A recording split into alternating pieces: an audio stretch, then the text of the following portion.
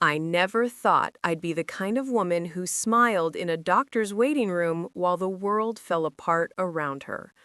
But that's exactly what I did the day my only daughter, Lauren, called and told me she'd sold my Tybee Island beach cottage and Thomas's old Ford F-100 so she and Brandon could run off to Europe.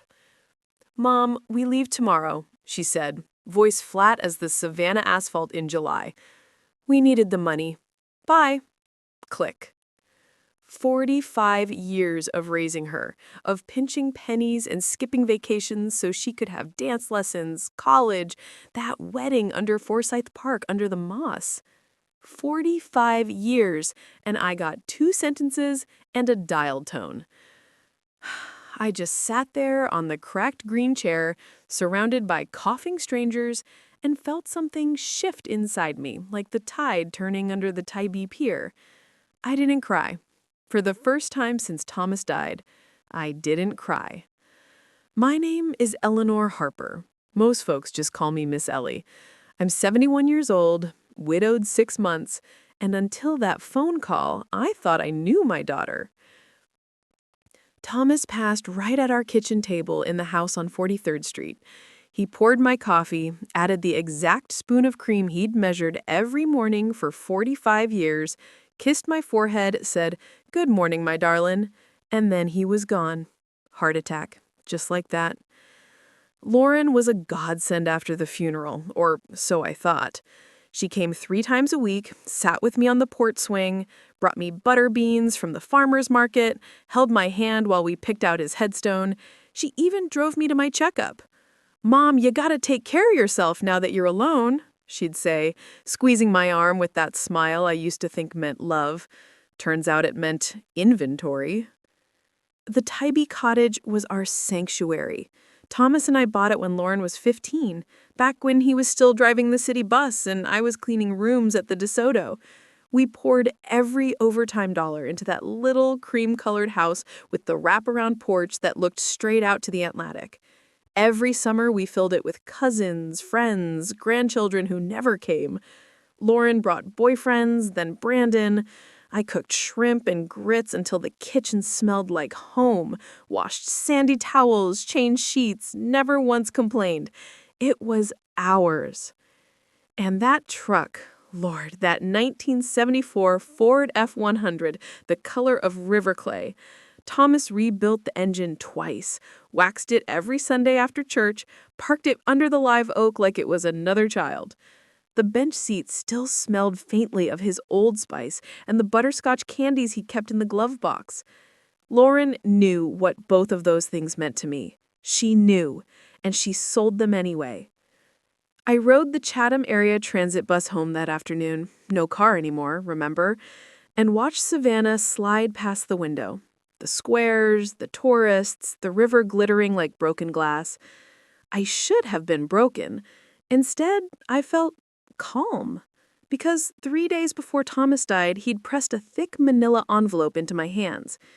"Ellie girl," he'd said, voice already tired. "Put this in your top drawer. If anything happens to me, open it when you're ready, not before." I'd forgotten it and all the grief, but I remembered now. The nurse called my name. The doctor told me I was healthy, as a 71-year-old woman has any right to be. I smiled, nodded, paid my $10 copay, and went home to that envelope. Our house on 43rd Street hasn't changed much since 1978. Same pine floors that creak in the same places, same magnolia outside the bedroom window. I opened the dresser drawer, pulled out the envelope with Thomas's neat block handwriting on the front. Eleanor. My fingers shook only a little.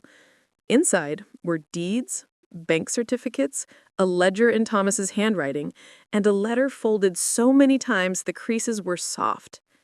My dearest Ellie, if you're reading this, I'm gone. I'm sorry I kept secrets, darling. I only ever wanted to protect you and Lauren from worry. Over 40 years, I took every extra dollar, every Christmas bonus, every tax refund, and I made it grow. Quietly. We don't just own the Tybee cottage. We own 6 more houses scattered through the historic district. The 20-unit brick apartment building on Jones Street where Lauren and Brandon live. Yes, the one with the wrought iron balconies. Shares in 3 local companies and accounts you never knew existed. You're a rich woman, Ellie. You always were. Now it's on paper, too. I kept it quiet because I wanted Lauren to love us for who we are, not what we have. Use it wisely, and forgive me for leaving you to find out alone. All my love, forever, Thomas. I sat on our bed, the one with the dip in the middle where Thomas slept, and I cried then. Not for the money, for the man who planned every detail of my future while pouring my coffee every morning and never once bragged. The numbers were staggering. The Jones Street building alone was worth millions. The investment accounts had more zeros than I'd ever seen outside the church donation basket. Thomas, my quiet bus driver husband, had been a financial genius in overalls. That night, I walked through the house, touching the same furniture Lauren used to roll her eyes at. "Mom, it's so dated." And I laughed out loud. She thought she'd left me penniless. She had no idea. The next morning, the phone rang at 7:30. Lauren. "Mom, just wanted to let you know we transferred your share from the house and truck, 30%. It's not much, but it'll keep you going for a few months while you look for something smaller." My share. 30% of my own things. "How generous," I said, calm as Sunday morning. "We leave this afternoon. When we get back, we'll help you find a cute little place. Something more manageable." Manageable. As if I were a problem to be solved.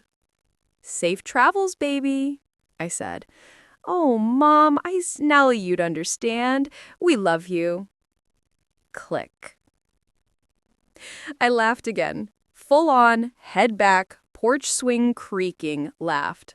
My daughter had robbed me blind, talked to me like I was one step from the nursing home, and run off to Europe with my money. And she still had no idea who she was dealing with. I opened my banking app.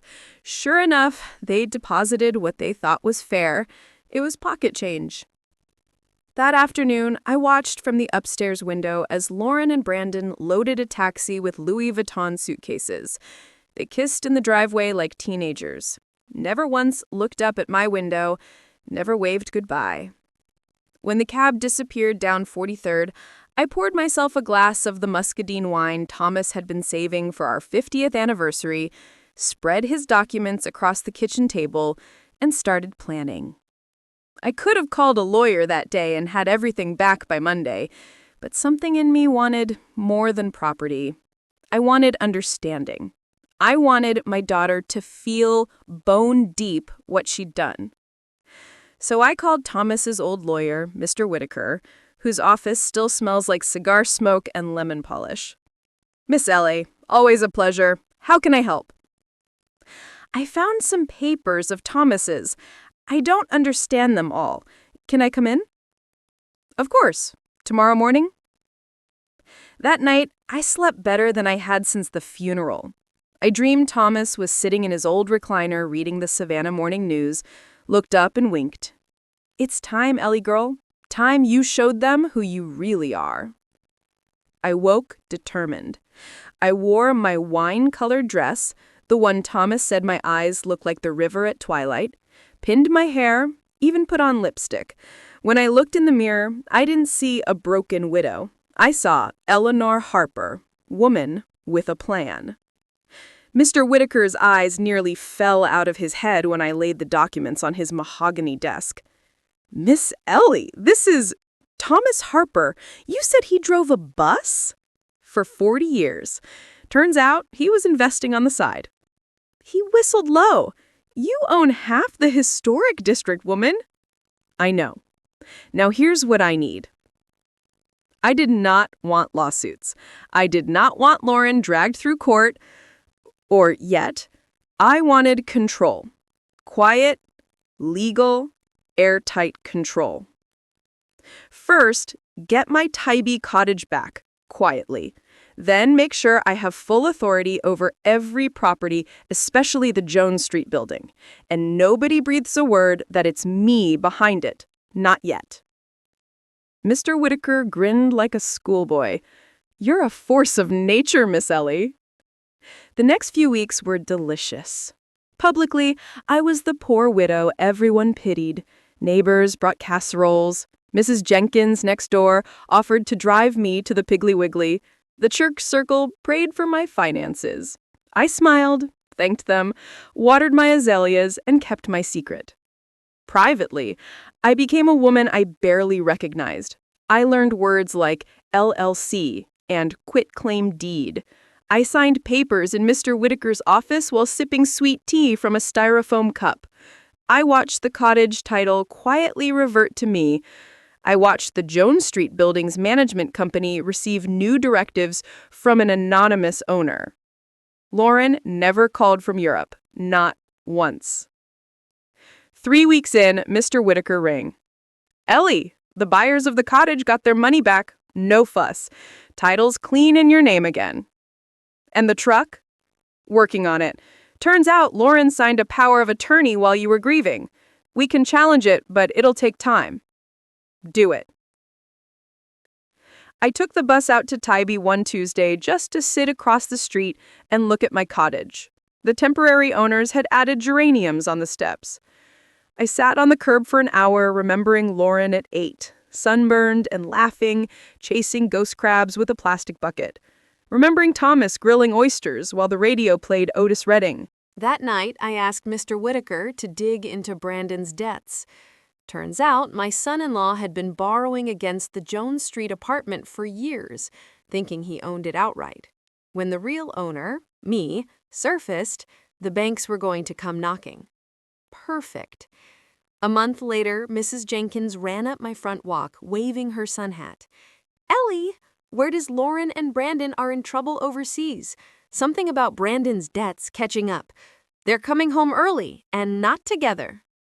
I poured her a glass of tea and listened to the gossip wash over me like a summer rain. 2 days later, Mr. Whitaker called. "Your daughter landed at Savannah Hilton Head alone. Brandon stayed in Paris. Rumor is he ran off with a waitress and half the cash." "Send the letter," I said. The letter was an eviction notice for the Jones Street apartment. 30 days to vacate, signed by the management company, no mention of Eleanor Harper. I waited. Lauren showed up on my porch 3 nights later, looking like something the tide dragged in. Eyes swollen, hair limp, designer clothes wrinkled. She carried 1 suitcase and a look of pure desperation. "Mom," her voice cracked, "I got this letter. They're kicking me out of my own apartment. Brandon's gone. There was never any business in Europe. He used me. I have nothing. Can I stay here, just till I get on my feet?" I opened the door wide. "This will always be your home, baby." She fell into my arms, sobbing. I held her, but my embrace had steel in it now. Phase 2 had begun. She moved into her old room with the sloped ceiling and the One Direction poster still curling at the edges. I watched her unpack 2 suitcases and a cardboard box, everything she owned in the world, and felt my heart crack and harden at the same time. I kept up the act, the poor widow who could barely pay the light bill. I cooked butter beans and cornbread because they were cheap. I clipped coupons. I let her see me counting change for the offering plate. And every afternoon, while she job hunted, I met with Mr. Whitaker downtown, signing papers that made me one of the wealthiest women in Chatham County. One day, she came home waving a manila envelope. "Mom, I found this in Brandon's things. It has your name on it, in Daddy's handwriting." My pulse jumped, but I played dumb. Inside was a smaller envelope and a brass key. Thomas's second letter. "Ellie, if Lauren is reading this with you, she's hit bottom. Key opens safe deposit box 247 at First Chatham Bank, downtown branch. There's something inside to help you help her, but only when she's ready to be helped, not rescued. Love you always, T. Lauren's eyes went wide. A safe deposit box? Daddy had secrets? Looks like, I said mildly. We went the next morning. Box 247 held velvet pouches of jewelry, my mother's cameo, Thomas's mother's diamond earrings, pieces he'd bought me on anniversaries I'd forgotten. Appraisal letter said roughly $200,000. Lauren gasped. Mom, we could sell some of this, pay bills, maybe get the cottage back? Already mine, I thought. These are family pieces, but if you need to. She sold most of them, $187,000. She paid the most urgent of Brandon's debts, the ones with real collateral, and cried because it barely made a dent. I let her. She applied for jobs, got turned down because of her credit, finally landed night cleaning at an office building on Abercorn. Came home at 3 a.m., smelling of lemon polish, feet swollen, eyes brighter than they'd been in years. Mom, the ladies I work with, some of them been doing this 20 years. One lady, Miss Rosa, raised 3 kids on this wage after her husband went to prison. She says pride ain't worth starvation. I just nodded and heated up leftover collards. One Wednesday, Mr. Whitaker called. Ellie, we did it. All debts cleared. We found proof Brandon forged Lauren's signature on half the loans. She's free and clear. And the truck's back. Buyer was happy to return it for a small fee. Set the meeting, I said. Friday, 10 o'clock. I told Lauren only that a lawyer wanted to help with her debt. She worried about the fee. Don't you fret, I said. Let's just listen. Friday morning, she put on her best blazer, now too big, and we walked into Mr. Whitaker's office. He greeted us like old friends. After small talk, he slid a thick folder across the desk. Miss Harper, these documents prove your husband committed fraud. You are not responsible for a single penny of his debt. Lauren's mouth fell open. Who paid for all this? Mr. Whitaker looked at me. My turn. Baby, I said quietly, there's more. I laid the second folder down. Deeds, statements, the whole empire Thomas built. Lauren read in silence. When she looked up, tears were already falling. Mom, the Jones Street building? That's why the eviction notice. I nodded. You've known since the day I called from the doctor's office? Yes. You watched me sell Daddy's jewelry, work night cleaning, cry myself to sleep? Yes. The room was so quiet I could hear the clock on the wall. Why? She whispered. Because you needed to learn what you almost threw away. I didn't want my daughter back because she needed money. I wanted her back because she finally understood love. She cried then, big, ugly sobs that shook her whole body. I held her like I did when she was 5 and skinned her knee on the Tybee sand. When she could speak, she said, I treated you like trash. I did. I sold your memories for a lie. I did. And you saved me anyway? I saved you the only way that would stick. Mr. Whitaker cleared his throat and left us alone. Lauren wiped her face with the sleeve of her too big blazer. Do you forgive me, Mom? I forgave you the day you walked back through that door with one suitcase. Question is, can you forgive yourself? She thought about that a long time. I'm working on it. Every night when I mop those floors, I think about how close I came to losing you forever. That's punishment and grace all in one. 6 months later, everything was different, and nothing had changed. Lauren kept the cleaning job, moved up to team leader, started night classes in social work, paying her own tuition one paycheck at a time. I turned the Tybee cottage into a shelter for women leaving abusive partners. We call it Harper House. Lauren runs the program. Some evenings you'll find us on the porch swing that Thomas built, sharing a glass of muscadine and watching the tide roll in. She pays rent now, stubborn as her daddy, insists on buying groceries every other week, still drives Thomas's old red truck, windows down, country music loud. Sometimes tourists ask why two women who could live anywhere choose a little cream-colored cottage on Tybee and a creaky house on 43rd Street.